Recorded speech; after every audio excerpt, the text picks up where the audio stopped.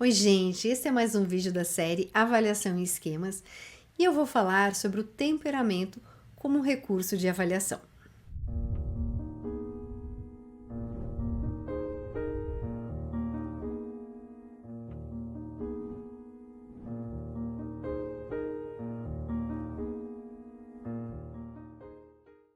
O temperamento é parte do alicerce para a construção da personalidade. Sabemos que cada criança tem um temperamento emocional muito singular. Quem aí é pai e mãe já deve ter percebido isso nos filhos, né? E mais ainda se tiver mais de um filho. Por natureza, algumas crianças são mais tímidas, outras mais sociáveis, outras mais alegres, outras mais irritáveis e por aí vai. Para a terapia do esquemas, os aspectos temperamentais são importantes.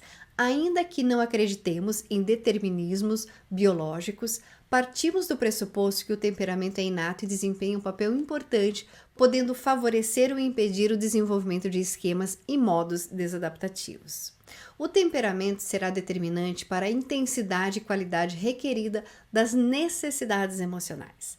Portanto, compreender o temperamento do nosso paciente é muito relevante nessa fase de avaliação. Concebemos o temperamento como o conjunto de características inatas e tem a ver com a forma que respondemos ao ambiente.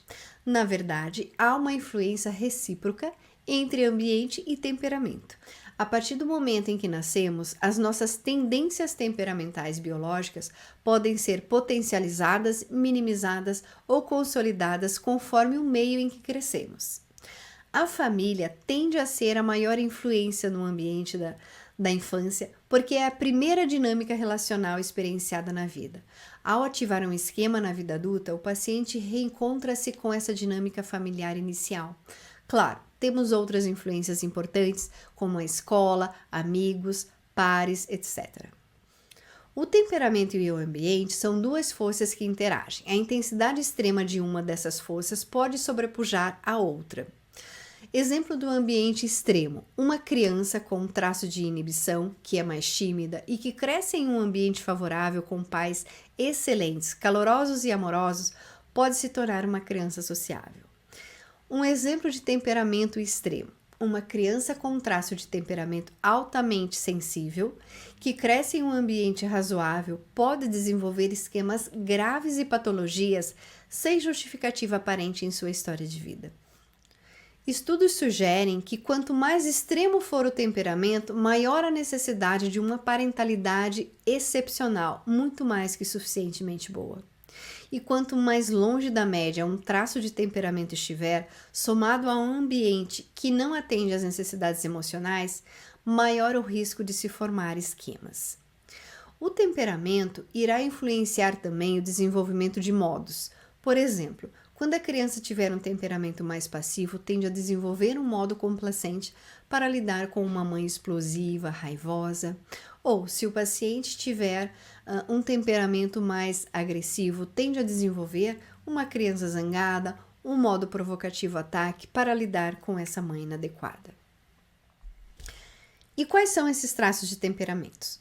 Young identificou 7 dimensões de temperamento, tá?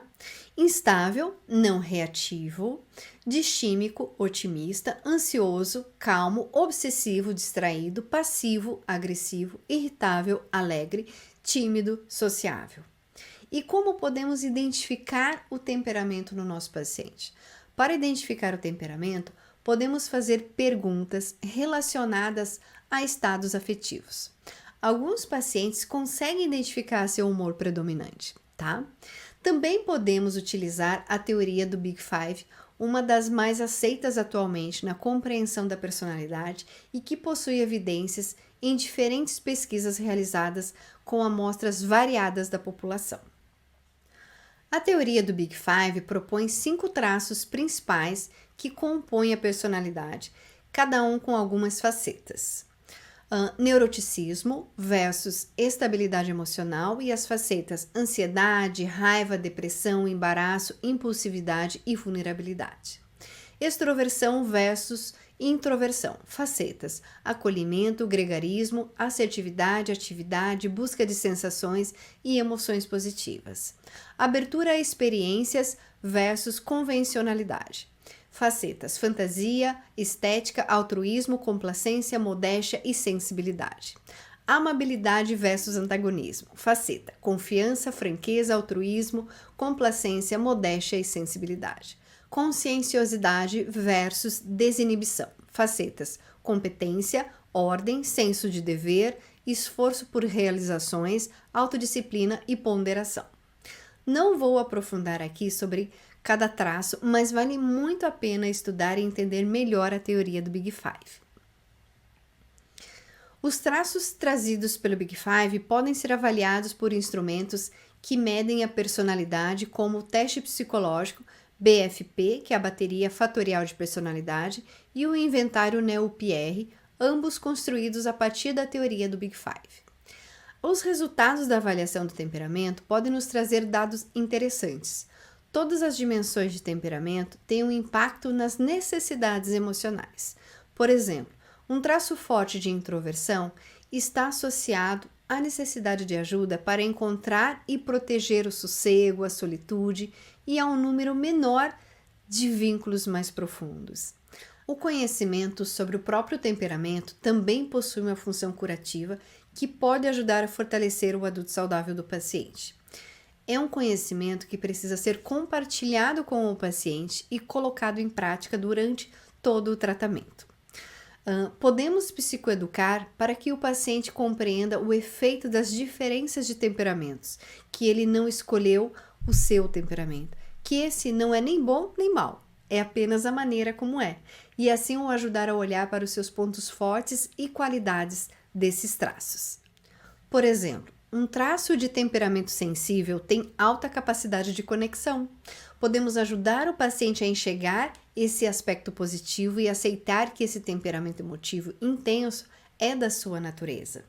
Podemos ajudar o paciente a perceber que consegue se relacionar com as pessoas, desenvolver conexões fortes, ser sensível ao outro e principalmente que ele não é ruim por ter esses sentimentos intensos. Principalmente se o paciente carregar culpa por ser assim a vida toda, porque seus pais provavelmente não lidaram bem e o culparam por ter esse temperamento. Da mesma forma, será curativo para o paciente perceber que o seu temperamento não é uma sentença, que ele pode fazer algo para viver melhor com esse temperamento, desenvolvendo estratégias para se regular emocionalmente e agir de forma mais madura, com menos intensidade diante dos seus problemas. Ok? Então é isso. Vejo você no próximo vídeo. Até mais!